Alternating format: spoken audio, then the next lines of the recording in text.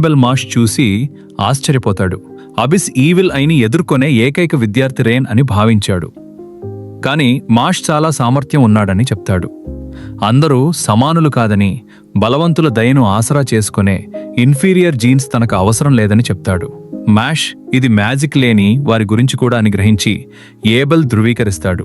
వారిని సమాజం నుంచి వేరు చేయడం కూడా చాలా దయగా ఉంటుందని, వారిని పూర్తిగా తొలగించాలని, వారిని రక్షించే వారిని కూడా తొలగించాలని చెప్తాడు. మాష్ తన చిన్నప్పటి రోజులు రెగ్రో ఎలా పెంచాడో గుర్తు చేసుకుంటాడు. ఏబెల్ ప్లాన్స్ మాష్కు సమస్య అని, వారు ఫ్రెండ్స్ కాలేరని చెప్తాడు. ఏబెల్ మాష్ డెన్స్ కాబట్టి అర్థం చేసుకోలేడని భావించి అటాక్ చేస్తాడు. లవ్ ఏబెల్ వద్దకు తిరిగి వస్తుంది. కాని మాష్తో ఫైట్ జరుగుతున్నట్టు చూసి త్వరగా దాక్కుంటుంది.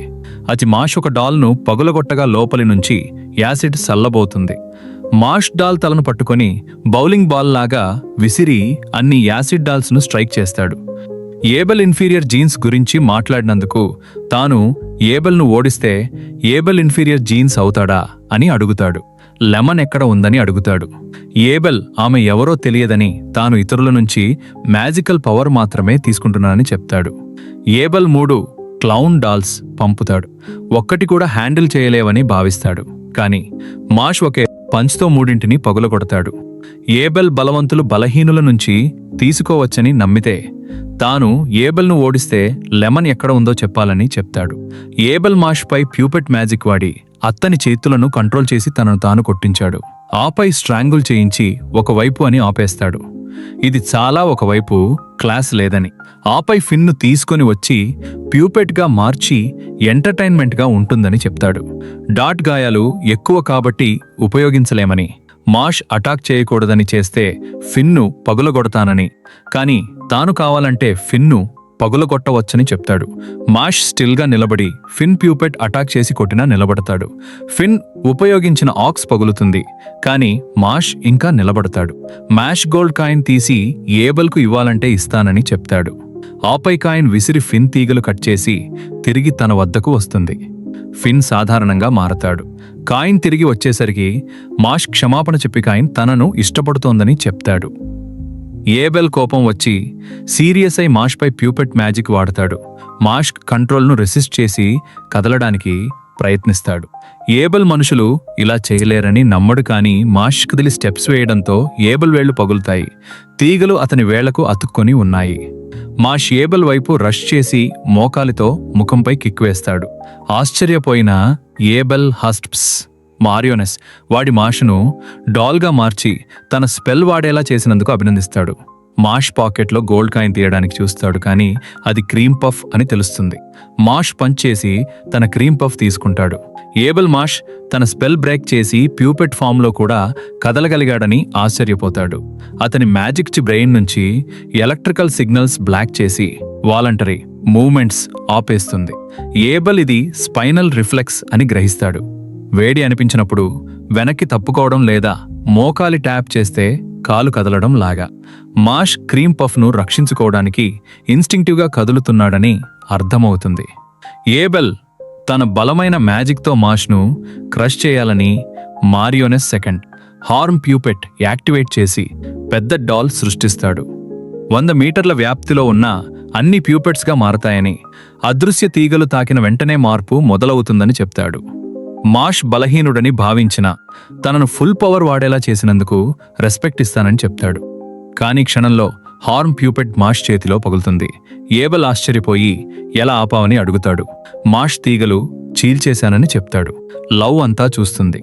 ఏబెల్ తీగలు విడుదల చేసిన వెంటనే మాష్ విచిత్రమైన పోజ్ తీసుకుని తీగ తాకిన వెంటనే తిరిగి తీగలను స్నాప్ చేశాడని, ఏబెల్ షాక్ అయి మిగిలిన హార్మ్ ప్యూపెట్ భాగాలతో అటాక్ చేస్తాడు. కానీ అన్ని పగులుతాయి.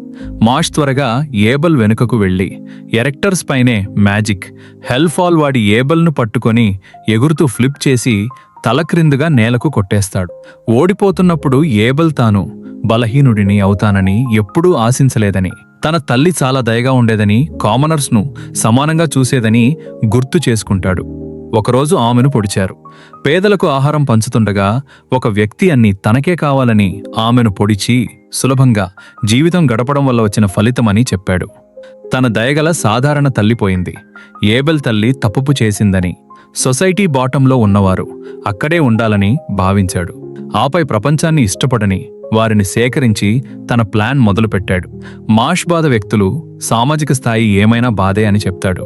కానీ ఏబెల్ చాలా మంది బాటంలోనే ఉన్నారని, కాబట్టి బాటం క్లాస్ పోవాలని అంటాడు.